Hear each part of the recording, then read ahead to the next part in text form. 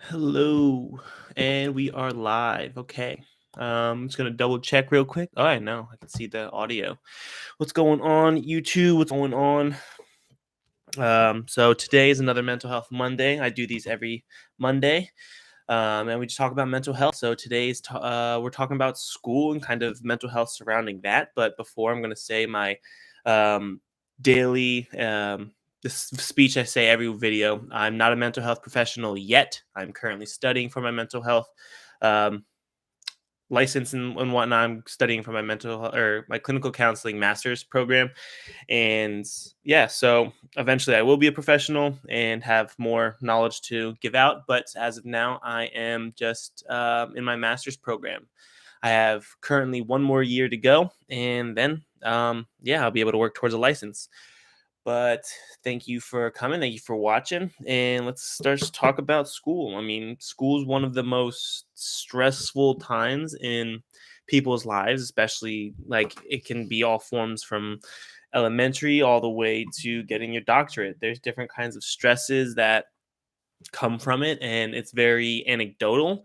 And how people react towards that stress is very different. And it's very important to kind of focus on what kind of stress, where it's coming from, what we can do to kind of inhibit it a little bit, or if we get able to change the scenario that we're in and go from there. So, a lot of the time, we, especially from a young age on, I've seen it a lot, especially in high school, that a lot of people put unneeded and unwarranted stress on themselves in order to complete um, certain grades and give certain things, especially on standardized tests, because we're taught at such a very young age to compare grades, because we use them as indicators as who is going to succeed and who is not. Um, but for a lot of the time, Mm, for a decent amount of the time, that's not always the case. Good grades can definitely help you succeed, but they're not a very good indicator because there's so many other factors. Yeah, they're absolutely allow you to open new doors and go super far, but you can also burn out. You can also stress yourself out to the point where education and learning is no longer fun. You can do certain things where you just fall in love, or just hate what you're doing. You might have picked something that you've worked so hard for and end up working years and years of doing something and setting yourself for a job that you're absolutely going to hate.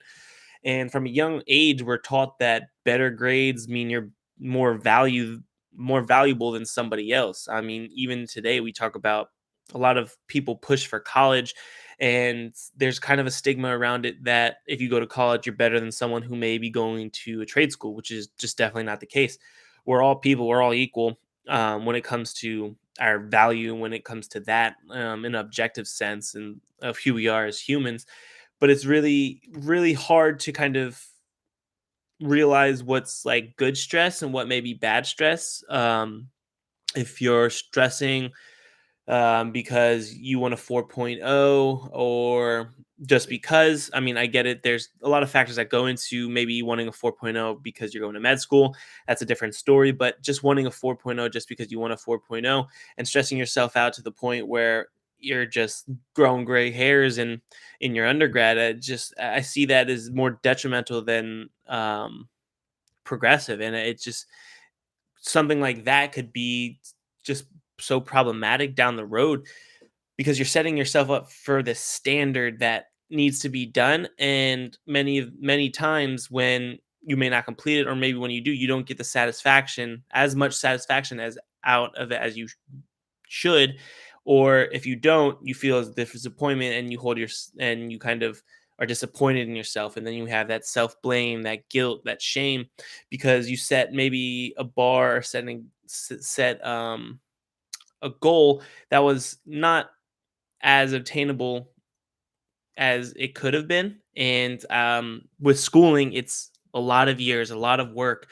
And in order to succeed, you really got to be able to treat yourself and learn the tricks of the trade and how to do certain things to kind of help you eat, inhibit that stress factor, because there's going to be stress at every corner, a test, a project, a presentation. There's so many different things that come with school. And that's just talking about the actual schooling aspect of it. I'm not talking about any of the social aspects that come along with that. The social aspect of having friends, being cool, popularity, just like kind of seeing where you are in the hierarchy of the schooling system. And it's just, there's a lot of privilege and stuff that goes into that, but a lot of that, regardless of where you are, when we're growing up and seeing ourselves kind of succeed, seeing other people succeed, we tend to compare ourselves to one another, and that's one of the main things that creates this stress that we have in school. Someone may be getting better grades, someone may be hanging out with more popular kids, someone may be um, having a better internship, somebody might have an internship versus not having an internship, and then we create that stress because we're comparing ourselves to a different place that somebody else might be in. And the best, I mean, there's that one quote, I forget who says it, but comparison is the thief of joy. Because if you're always comparing yourself with other people, you'll never ever be grateful and be accepting of what you have and what place you're in right now. Um, it's good to want to do better. It's good to want to place goals and create ideas of what you want to accomplish based on others. But you have to remember that people are different. People have made different decisions in their lives and have wanted to. mm, I mean, just making different decisions just kind of creates different outcomes a lot of the time. And focusing on what you want from it and what you want to gain from it is the best bet in order to work towards those goals. And focusing on yourself is a big a main point that I really want to stress when it comes to kind of stress about school, because we get so caught up with comparing grades, comparing presentation scores, comparing who's in grad school, who's in not, comparing, oh, this person's in their doctorate and this person dropped out of college.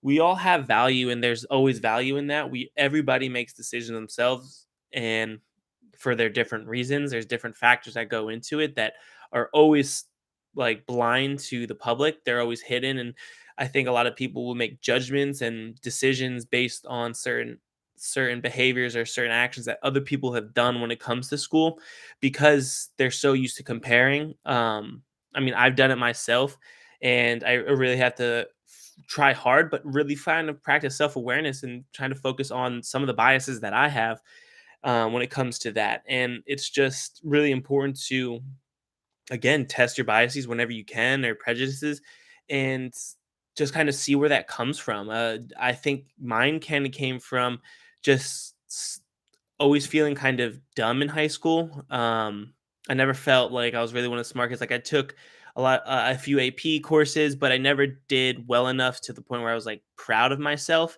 And it's because I held myself up to such a high standard, especially with all the sports and stuff that I played.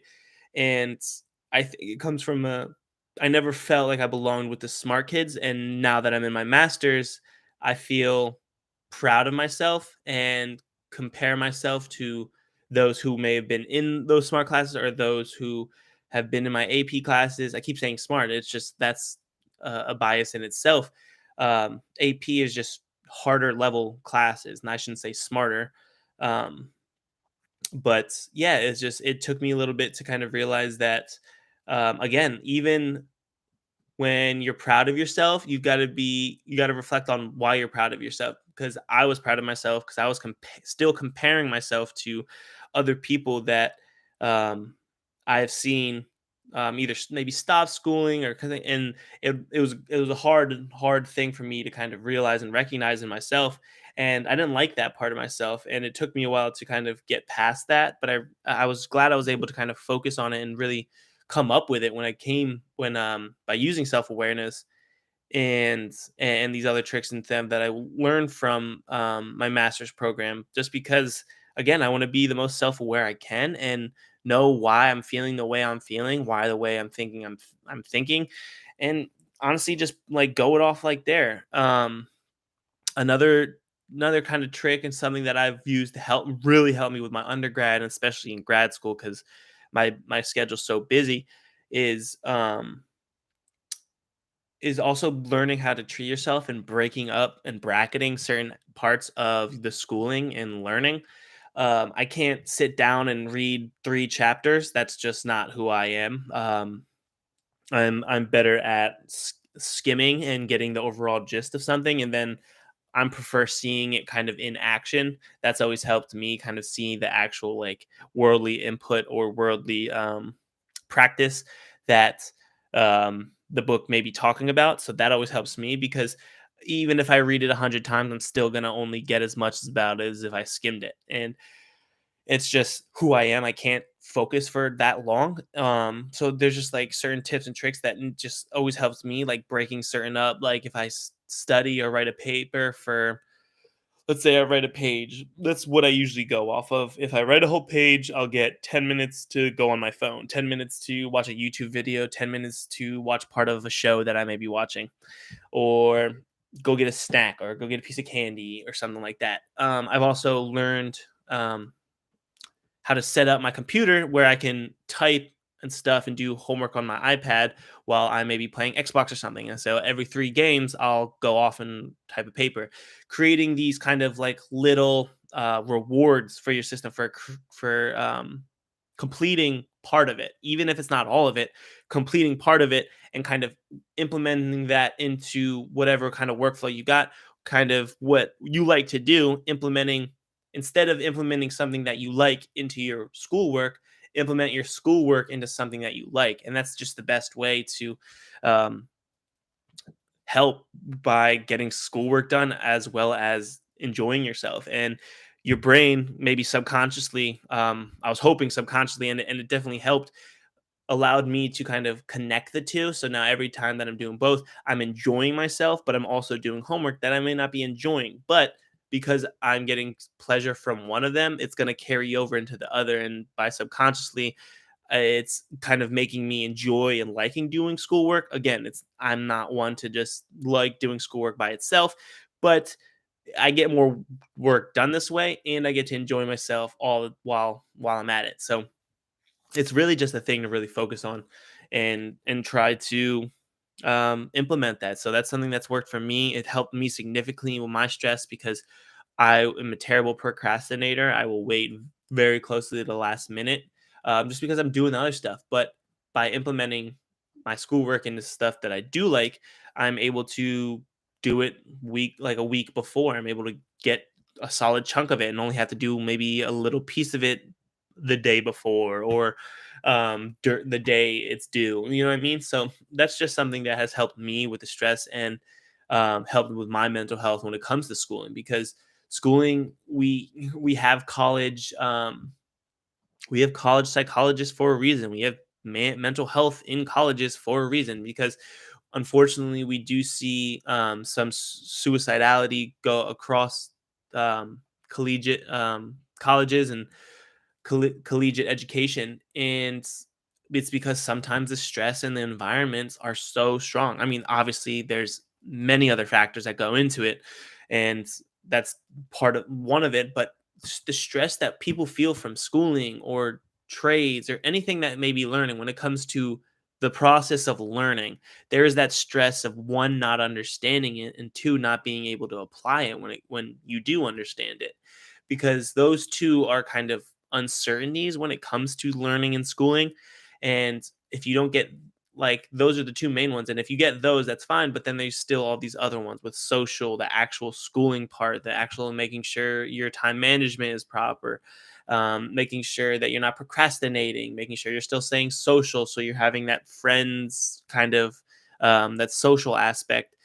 And there's just a bunch of aspects when it comes to schooling that affect mental health. And it's really important to kind of learn as many tips and tricks you can during school or before school to kind of implement into your workflow in order to help provide the best environment for your mental health when it comes to stress, because obviously with school definitely comes stress, and that's just the best way to kind of adhere to it and be prepared for it. I'm not saying by finding all these tips and tricks you're gonna not be stressed in school. You're gonna have to be. I mean, there is good positive stress that helps you kind of stay motivated on your toes and kind of thinking creatively and critically. But again, it is just very important to lost my train of thought. It is very important to kind of just be aware of that and know when it is good stress versus bad stress and how to combat those when it may be bad stress and what's going on with that. Are you comparing yourself to others? Are you comparing your grade scores? Are you comparing just anything? Because again, comparison is the thief of joy, and that's just one thing that needs to be super thought through and practice self-awareness. Another thing helping me up here, I have all my assignments that I have to do for the rest of this semester, and just making lists too. I mean, I've heard that this helps a lot of people by crossing it out once it's done. Actually, I forgot to cross that one thing out. So you'll be with me because I did finish this, and right after this mental health Monday, I will be crossing off, or not crossing off, but I will be finishing part of this next assignment. And that's going to feel really good because being able to see it is different than just finishing it and turning it in, because you're able to see what you've accomplished. And this is only a small fraction of what I've been able to accomplish this semester. So I think I'm going to start doing that too, especially with sticky notes because they're very, very handy, especially when I have a nice little wall right here, kind of daily reminder, especially when maybe I'm sitting down to play Xbox and I have the dates right here. I'm like, oh damn, that's due in 2-3 days. I should probably start working on that. Then I can kind of again implement the schoolwork into me playing Xbox or me editing a video. Bunch of different ways, but I digress. I hope this helps. I really hope you're taking care of your mental health if you are in schooling or if you're not. Again, I preach mental health all the time for anyone and whoever you are. I hope you're taking care of it. But if you're in school, I know you have that certain stress that I'm talking about, and I hope you're taking care of it in the best way you can and in positive and healthy coping ways. Because trust me, there are definitely a lot that especially college age students get into. I'm sure you know what I'm thinking. Um, but yeah, that's an easy one that a lot of people fall into because it's nice and that's a good way to kind of be social. But yeah, thank you again for tuning in for those who watched during it. Thank you for the people who will watch it in the future. And yeah, make sure you comment, like, subscribe. I have other videos throughout the week. And yeah, just continue to work on your mental health as much as you can. And I will thank you for that. So thanks for watching. I will see you guys next Monday. Thank you. See ya.